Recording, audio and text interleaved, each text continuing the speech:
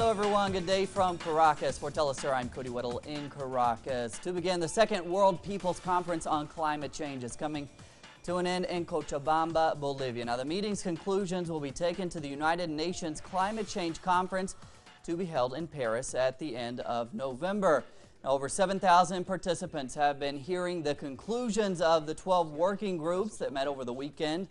Earlier, President Evo Morales told the People's Summit that capitalism is Mother Earth's cancer and that the cause of global warming. The closing session coincides with the Indigenous Resistance Day that praises the cultures and values of the Aboriginal peoples. We have brought a proposal for discussion at the Good Living Workshop, which is something we've been working on in Venezuela with the new self-managed communities. It involves men and women being able to build their own homes, produce their own food and clothes, while respecting the environment. We have to get back to this principle of people managing their own lives in order to live well.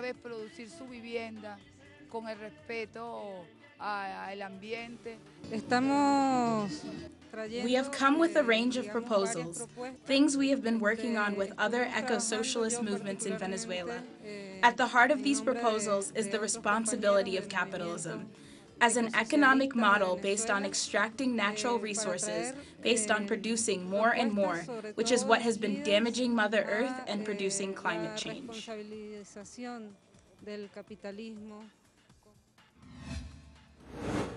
And Venezuela's President Nicolas Maduro arrived in Cochabamba for the closing ceremony of the People's Summit. Now, he'll be joined there by President Rafael Correa of Ecuador, as well as the Bolivian leader, Evo Morales. Now, on his arrival, Maduro called for the peoples of Latin America and the South to take a strong and united message to the UN Climate Change Summit in Paris.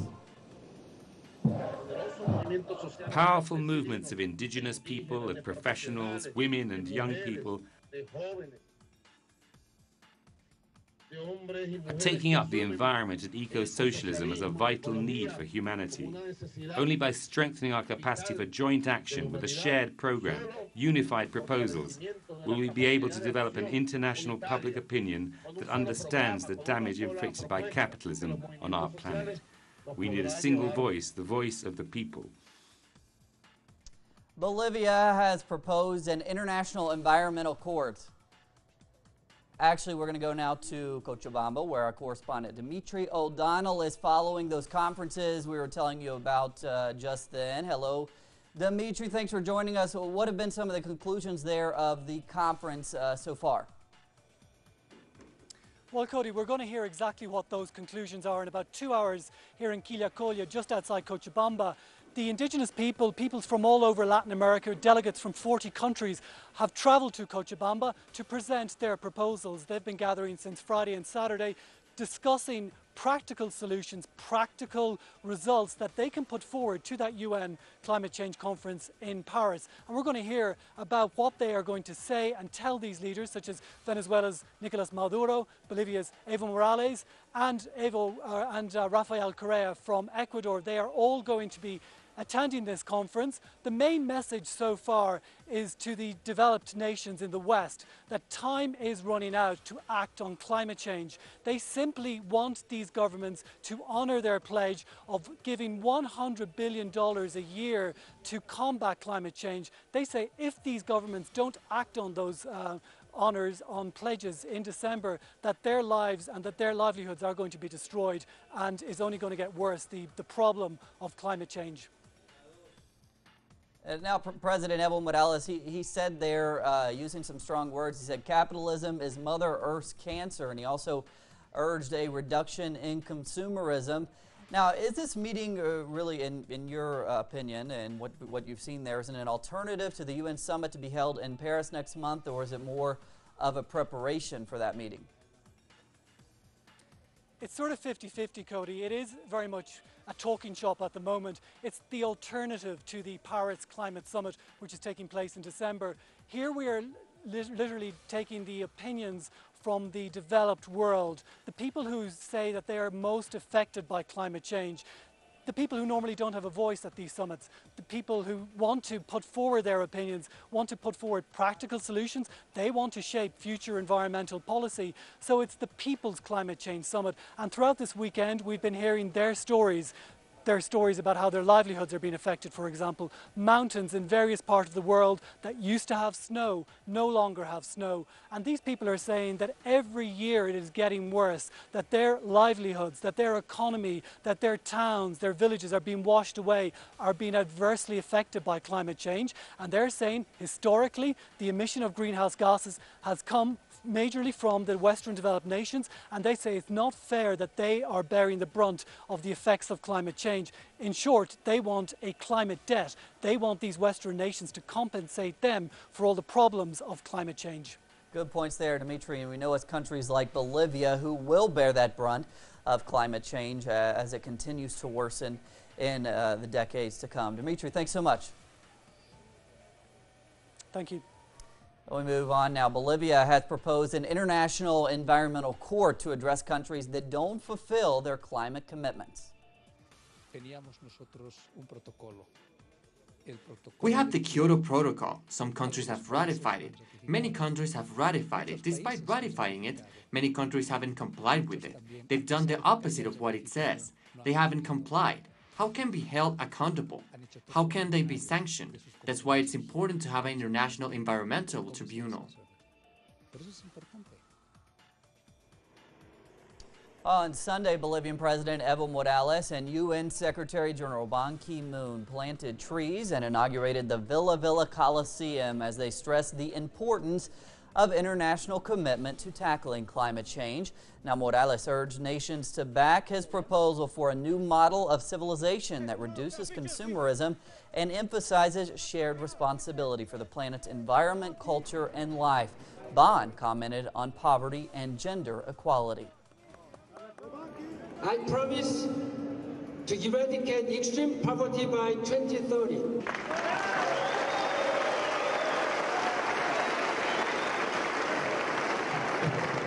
United Nations promised to achieve gender parity, gender equality by 2020, including indigenous people. Delegates from Ecuador at the People's Summit denounced the contamination caused in their rainforest by the oil giant Chevron. Chevron spilled millions of toxic gallons in our Amazon region, causing hundreds of deaths and diseases, especially cancer. That's what Ecuador and our indigenous brothers and sisters denounce. This corrupt company tried to buy Ecuadorian and international justice, but that's not going to happen. The environmental damage must be paid. It's more than $9 billion what they have been ordered to pay, and we Ecuadorians will not allow for them not to do it. The right to the environment belongs to all of us. We are against the big companies' double standards, polluting the world.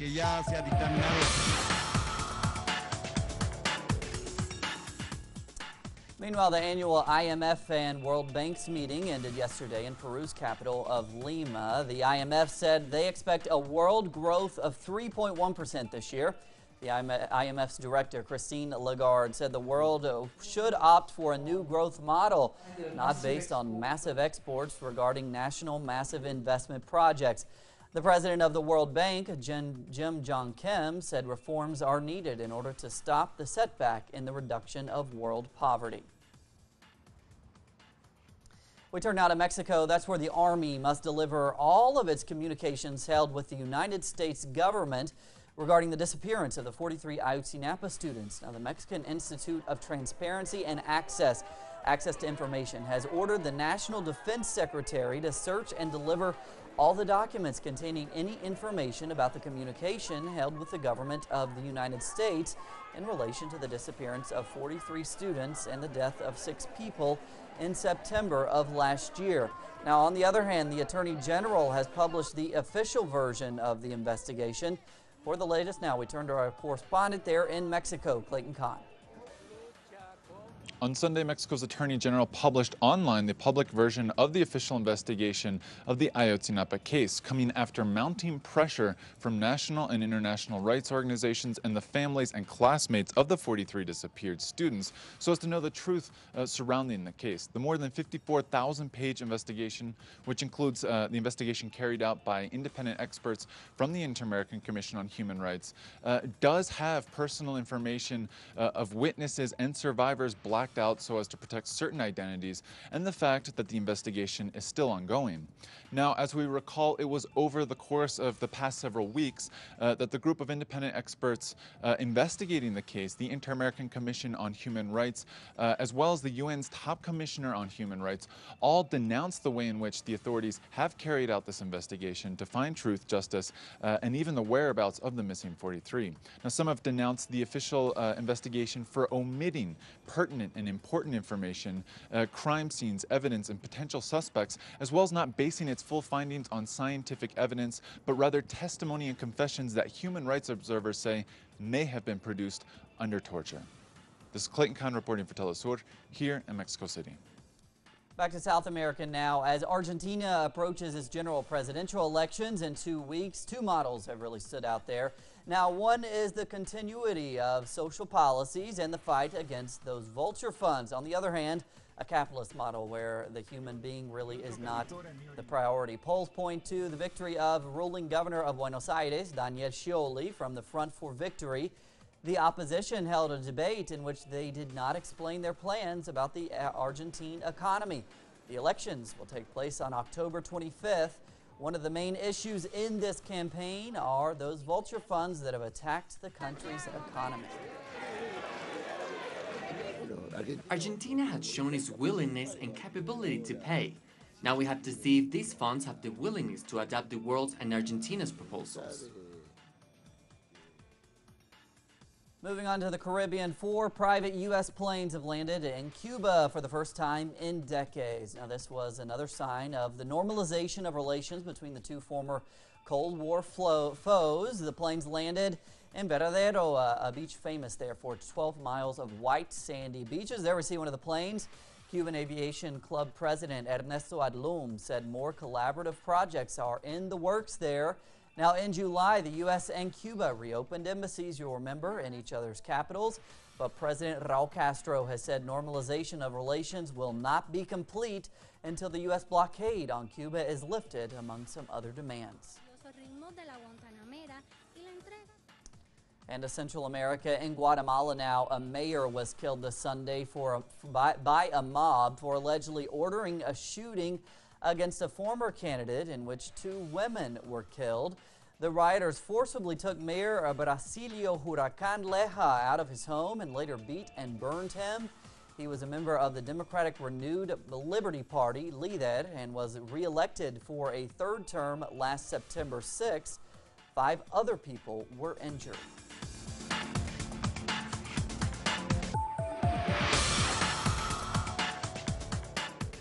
And around the world now, Russia's President Vladimir Putin has defended Russia's military operations in Syria, saying the aim there is to stabilize the government of President Bashar al-Assad. Putin's defense comes amid criticism from the United States and the UK that Russia is mainly attacking moderate anti-Assad groups. More recently, the New York-based group Human Rights Watch claimed that Putin's army has used advanced cluster bombs. Now, cluster bombs are indiscriminate and often maim and kill long after the initial attack, when previously unexploded bomblets detonate. Syrian forces are said to have made significant advances against the rebels. Meanwhile, now in Luxembourg, foreign affairs ministers are meeting to discuss a political solution to the war in Syria. Before the meeting, EU Foreign Affairs head Federica Mogherini warned that Russia's intervention in Syria was a very high-risk game changer. And she added that there were some worrying elements there. She insisted that if their military action was not coordinated, it could become very dangerous both politically and militarily. Mogherini also said the EU would put all its energy to support UN efforts to broker a peace deal. everybody that has a say, that has a role in the crisis and in the transition at the table, and the outcome of the transition to be defined together with the international community, the regional players, but most of all by the Syrians. Turkey's government has blamed Daesh for the double suicide bombing in the capital of Ankara on Saturday. The country's prime minister claimed it could have been Daesh, the PKK, or other far-left groups. Now, the official death toll is now at 97. However, a main group at the peace rally says that figure is actually more like 127. This has made the terrorist attack the country's worst in its history. However, officials said the attacks would not be reason to postpone the November general elections. Thousands of people took to the streets after the bombings and called President Tayyip Erdogan and police murderers. Nepal's lawmakers chose KP Sharma Oli as the new prime minister, gaining 388 out of 587 votes in favor. Now, Oli has the job to reunite a country that is profoundly divided over a fresh constitution. The new leftist leader will also have to deal with crippling fuel shortages and kickstart the reconstruction of the country after two devastating earthquakes, of course, that we all remember. The leader of the Communist Party is the first prime minister elected under the country's new constitution. On Sunday, a planned refugee shelter was attacked in Bolsenberg, Germany. The center's windows were smashed and a fire broke out there. No injuries have been reported yet, thankfully. Police have since secured the area through erecting a barricade, and they are investigating the incident. Now, according to the German Interior Ministry, as of October of 2015, 490 offenses against inhabited and uninhabited refugee shelters have been recorded. Former chairman of China's biggest oil producer, PetroChina, Jiang Zemin, was sentenced to 16 years in prison for taking bribes and abuse of power. Now, Jiang is the latest high-ranking official to be taken down in President Xi Jinping's campaign to weed out corruption in the Communist Party. Jiang accepted the sentence and won't appeal the ruling. Authorities also confiscated over $158,000 from the 60-year-old after he failed to explain where it came from.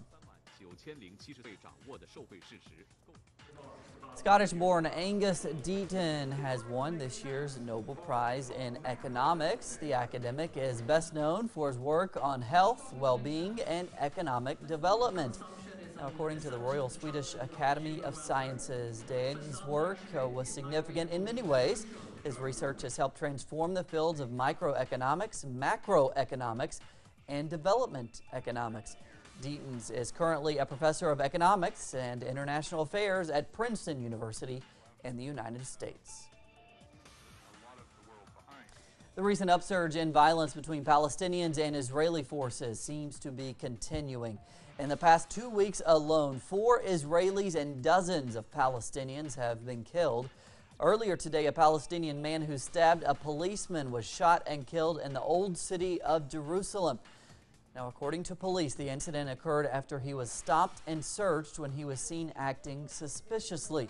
The Israeli policeman was unharmed. In another incident, a Palestinian woman stabbed a policeman near the police headquarters in East Jerusalem.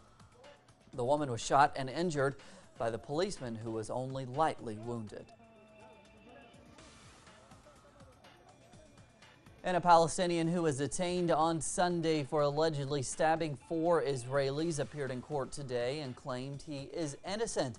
Now, the attack took place in the north of Israel when, according to Israeli authorities, an Israeli Arab rammed a bus stop with his car, injuring 1 person, and then got out and stabbed others. Since October 3rd, 24 Palestinians and 4 Israelis have been killed. In another event on Sunday, a Palestinian woman tried to blow herself up at an Israeli checkpoint in eastern Jerusalem. For the latest on the violence, we turn to our correspondent, Noor Harazin. The Israeli media reported on Sunday morning that a Palestinian young woman tried to blow up herself at a military checkpoint near the Malih Aduyum settlement in East Jerusalem. According to the Israeli police, the woman was stopped 200 meters before the checkpoint by a policeman, and when he approached her, she blew up herself, likely wounding the security man and causing serious wounds to herself. On the other hand, a pregnant Palestinian woman in her 30s and her 2-year-old daughter were killed Sunday at dawn in Gaza after their home collapsed in an Israeli airstrike hit 2 nearby military sites in the south after 5 rockets fired from Gaza were interrupted by the Iron Dome. Tensions have flared up in the coastal territory since Friday between outraged Palestinian protesters and the Israeli occupation forces at the border fence, leaving behind 9 martyrs, all under the age of 26, and about 150 injured, most of whom received live or rubber stun shots at the upper parts of their body.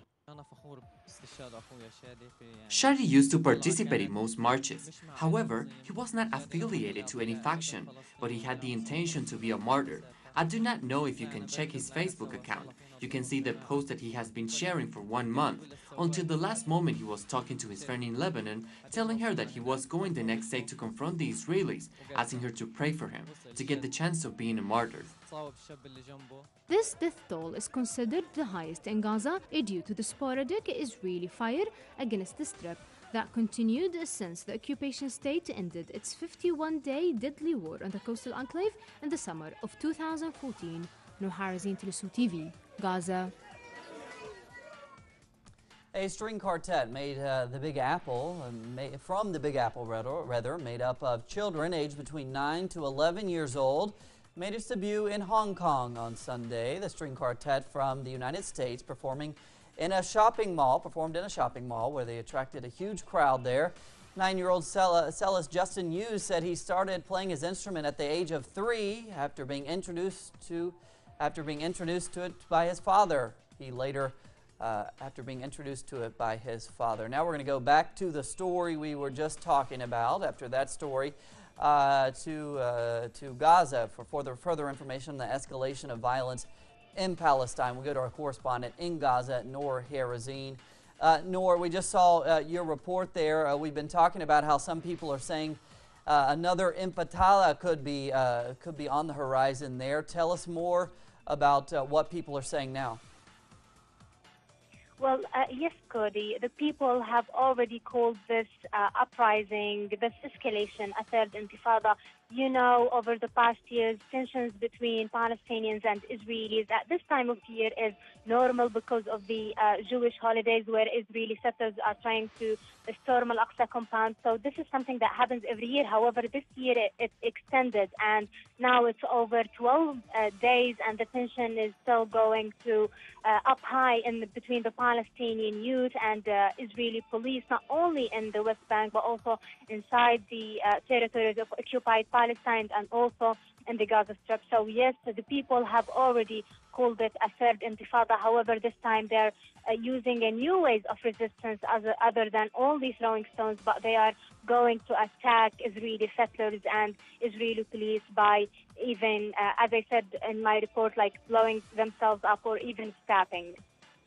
And Noor, the authorities there don't really seem to be seeking out peace. I mean, the mayor of Jerusalem has urged the residents to carry their weapons at all times, and Netanyahu there in Israel has imposed some very severe penalties to stone throwers, such as a minimum 4-year sentence, and the order to open live fire against those people who are just throwing stones. On the other hand, the Hamas leader has said that we are seeing the beginning of that new intifada, as you're saying.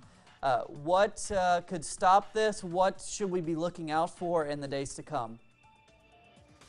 Well, we cannot say that something in particular will stop this uprising or this intifada. However, the Palestinian people could come to account if they saw themselves getting some of their human rights, some justice from the Israeli side towards the Palestinian people. If Israel stopped attacking Palestinian people, stopped building settlements, stopped storming the Al-Aqsa Mosque. In this case, this is the only case where Palestinian people will stop getting angry, attacking Israeli settlers. You know, it's now over 66 years of Israeli occupation to the Palestinian land. So the Palestinian people somehow became like they have got enough of this occupation. All right, Noor Harazin with the latest out of Palestine there. Noor, thanks so much. Thank you.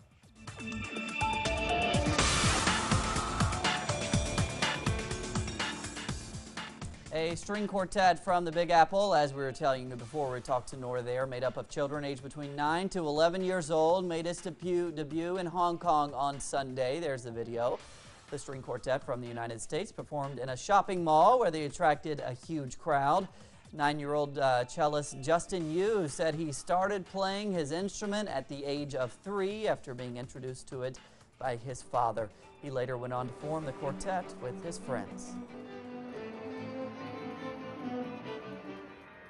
And another concert now, this time in Havana, commemorated the 500th anniversary of the founding of Cuba's capital. The 2-hour outdoor concert took place Friday night in the Cathedral Square. It was performed by Chinese pianist Lang Lang and the acclaimed Cuban pianist Chucho Valdés, together with the Cuban orchestra there, as we see him there. They played pieces by Cuban composers and other composers from Russia, the United Kingdom, and the United States. That's what we're covering on this Monday, Indigenous Resistance Day here in Venezuela. Plenty more on those stories and all the others at our website, telesurtv.net/English. Today we'll leave you with more of the music from that young string quartet. For Telesur English, I'm Cody Weddle. Have a great Monday. Have a great week.